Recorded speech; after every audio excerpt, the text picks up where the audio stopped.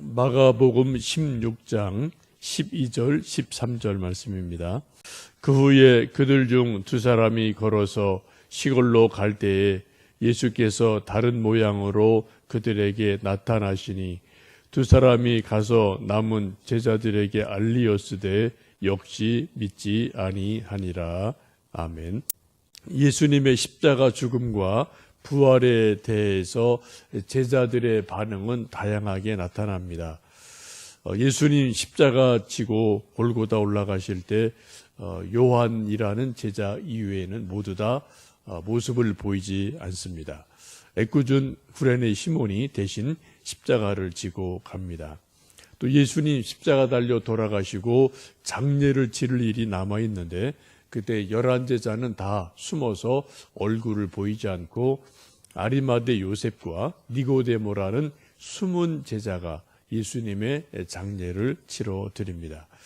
예수님 십자가 달려 돌아가시고 무덤에 묻히시고 안식일 지나고 그 다음 셋째 되는 날 주일 아침에 무덤을 찾아간 사람도 12제자가 아니라 여인들이 향품을 가지고 예수님에게 부어드리기 위해서 무덤을 찾아갑니다. 그래서 빈 무덤을 가장 먼저 발견한 사람도 12제자가 아니라 이 여인들이 가장 먼저 빈 무덤을 예수님 부활을 발견하게 됩니다. 이런 모습을 제자들에게 보고했을 때 제자들이 듣지 않았다라고 말씀하죠. 우리 16장 11절 말씀 함께 읽어보십니다. 그들은 예수께서 살아나셨다는 것과 마리아에게 보이셨다는 것을 듣고도 믿지 아니하니라.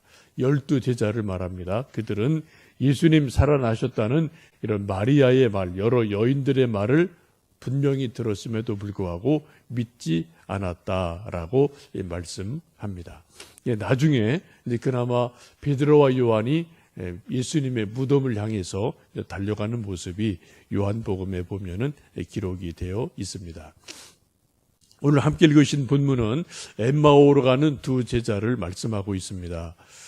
두 제자는 12제자가 아니라 70인의 또 제자가 있었는데 이 70인의 제자로 보여집니다. 누가복음 24장에 보시면 이 두 제자의 이름 중에 한 사람을 글로바라고 이름을 분명히 밝히고 있습니다. 그래서 글로바라는 사람과 또 이름 없는 한 사람, 이 두 사람을 그 당시 예수님의 제자들은 다 알고 있는 그런 사람임에 틀림이 없죠. 지금 이 두 제자가 시골로 가고 있다라고 말씀하는데 누가복음에서는 엠마오라고 분명하게 지명을 말씀하고 있습니다.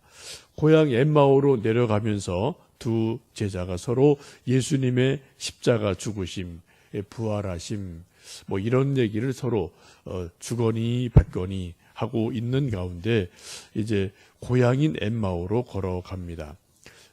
엠마오는 예루살렘에서 대략 25리쯤 된다고 그러니까 아주 먼 거리는 아니죠.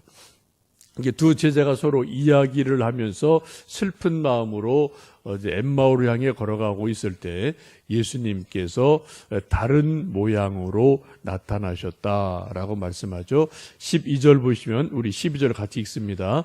그 후에 그들 중 두 사람이 걸어서 시골로 갈 때에 예수께서 다른 모양으로 그들에게 나타나시니라고 말씀합니다. 그랬더니 그들이 예수님을 알아보지 못했다라고 말씀을 하죠. 예수님이 옆에 있었지만 다른 모양으로 나타나니까 두 제자가 알아보지 못하고 눈치를 채지를 못하게 됩니다.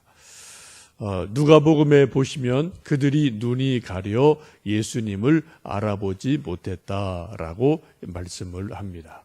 아무리 옆에 가까이 있어도 눈이 가려지면 눈을 감으면 지금 우리들도 옆에 아무리 누가 있어도 알아볼 수가 없죠. 눈이 뜨여져야만 됩니다. 눈은 여러 가지 종류가 있습니다. 지금 우리 이런 육안, 우리 시력이 얼마냐 이런 우리 눈이 있고요. 눈 나쁘면 좀 우리가 안경을 쓰면은 렌즈를 쓰면은 좀 좋아질 수가 있습니다. 우리는 또 마음의 눈이 있어서 심 안이 있어서 마음으로 뭔가를 보고 느낄 때가 종종 있습니다. 그래, 마음의 눈, 마음이 밝으면 이렇게 좀 보이는 것들이 있죠. 또 심미 안이라는 것이 있어서 미술을 하는 사람, 예술을 하는 사람들은 우리는 전혀 볼 수 없는 어떤 것들을 자연에서, 노래에서, 미술에서 어떤 미적인 것을 딱 알아내는 그런 예술가들의 심미안이 있습니다. 또 하나 중요한 것은 영안이죠. 우리 육신의 눈이 아닌 영적인 눈이 분명히 있어서 우리 영적인 것을 볼 수 있는 영안이 우리에게 있습니다. 아무리 육신의 눈이 좋아도 영안이 열리지 않으면 하나님의 일을 알 수도 없고 영적인 것을 알 수도 없는 그런 영적인 봉사가 됨에 틀림이 없죠. 영안을 여는 가장 좋은 길은 성경 읽는 것이고요. 칼빈이라는 종교개혁자는 이 성경을 우리 믿는 사람들의 안경이다라고 기독교 강요에서 분명히 말을 해요. 성경이 영적인 안경이다. 성경을 읽을 때 우리 영의 눈이 뜨여진다라고 말씀을 합니다. 또 기도할 때 우리 영의 눈이 밝아지게 되고 또 성령께서 조명해 주실 때 그때 우리 영의 눈이 밝게 뜨여지게 되죠. 지금 두 제자는 영적인 눈이 가려져서 시골로 걸어가다가 예수님이 옆에 있음에도 불구하고 전혀 처음에는 알아보지를 못합니다. 성경을 보시면 예수님께서는 다양한 모습으로 다른 모습으로 우리 인간들에게 예수님을 보여주셨어요. 예수님 탄생할 때 어떤 모습입니까? 강보에 쌓인 갓난 아기예요. 사람들이 몰라보죠. 그죠? 수많은 사람이 갓난아기 예수를 보고도 한두 사람 외에는 하나님의 아들이신 것을 알아볼 수가 없습니다. 사생을 할 때도 알아보지를 못했고요. 이제 공생애를 시작하시고 수많은 기적을 베풀 때 그런 기적을 본 사람들은 예수님을 알아보지만 대제사장, 서기관, 바리새인들은 전혀 예수님을 알아볼 수가 없었습니다. 예수님 또 변화산에서 또 다른 모습으로 제자들에게 보여주시죠. 십자가상에서는 정말 아주 무기력한 아무런 힘이 없는 실패자처럼 예수님은 다른 모습을 보여주십니다. 부활하실 때는 영광의 모습으로 보여주시죠. 또 우리가 예수님은 제가 재림하실 터인데 그때는 성경에 나타난 것과는 또 다른 영광스러운 천사장의 나팔소리와 함께 오시는 영광의 주님을 우리는 분명히 볼 수 있을 터이고요. 계시록에 있는 것처럼 마지막 최후의 심판 때는 백보자, 흰 보좌에 앉으신 심판장 예수님이 얼마나 무서운 분인지, 얼마나 어미로운 분인지 우리가 모든 인생들이 그런 예수님을 또 보게 되는 일이 분명히 있을 겁니다. 여러분 성경을 쭉 보시면 예수님 우리 인간에게 보여주시는 모습이 그때그때 쭉 다르게 아주 다양하게 보여지기 때문에 우리가 한 모습으로만 한 이미지로만 우리가 예수님을 보면 우리가 다른 예수님을 볼 수 없는 아주 편협한 그러한 신앙을 가질 수가 있습니다. 그래서 우리가 예수님을 말씀으로 계신 예수님, 말씀이신 예수님, 또 성육신하신 예수님, 또 공생에 보여주셨던 예수님, 십자가 예수님, 부활하신 예수님, 재림하실 예수님, 마지막은 백보자에서 우리를 심판하실 예수님, 이런 예수님 우리가 쭉 전체적으로 예수님을 바라보아야 되죠. 여러분 우리가 예수님을 믿는 사람들인데 우리가 예수님의 어떤 모습을 우리가 흔히 믿음 생활하며 기대를 하고 있으신지요? 혹시 우리가 병 고치는 예수님, 복 주시는 예수님, 이런 예수님으로만 우리가 예수님을 이렇게 한두 가지 모습만 이렇게 좀 생각하는 경향이 있지 않나 싶습니다.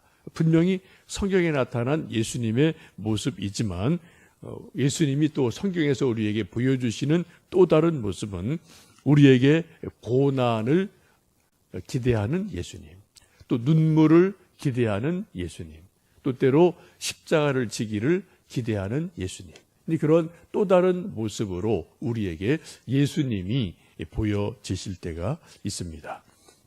그래서 우리가 예수님을 다양한 모습으로, 성경에 나타난 다양한 모습으로 예수님을 알고 기대하고 알아채는 것은 아주 중요합니다.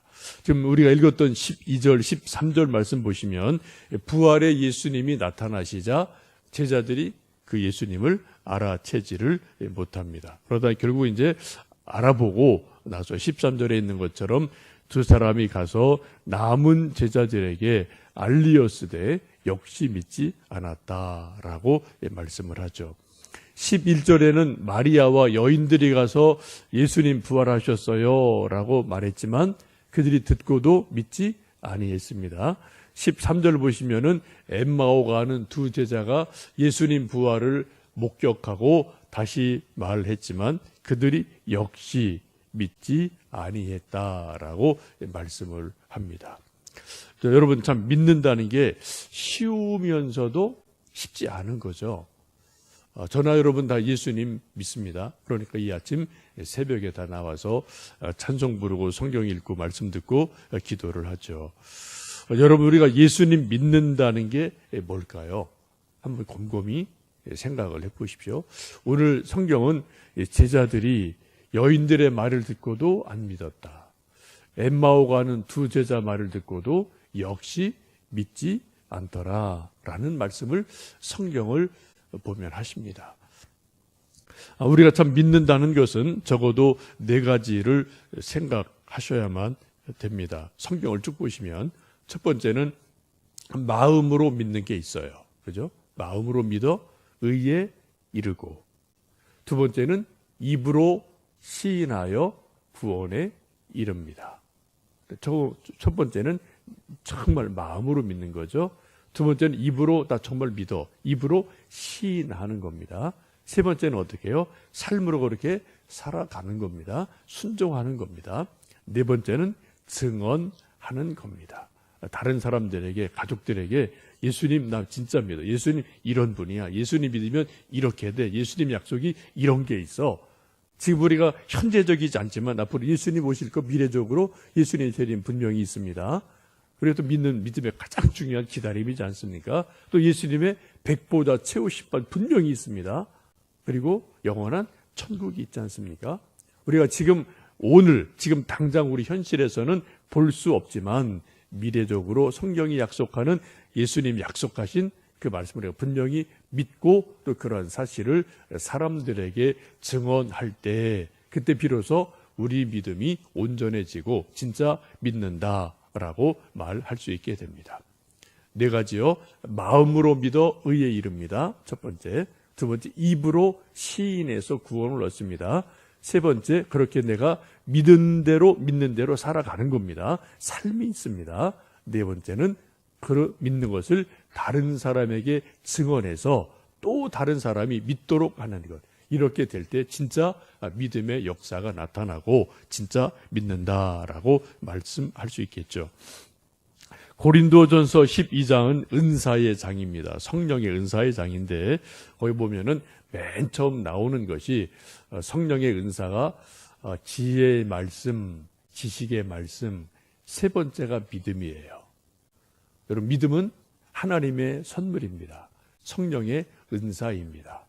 그래서 우리가 믿음을 더 큰 믿음을 주십시오. 살아있는 믿음을 주십시오.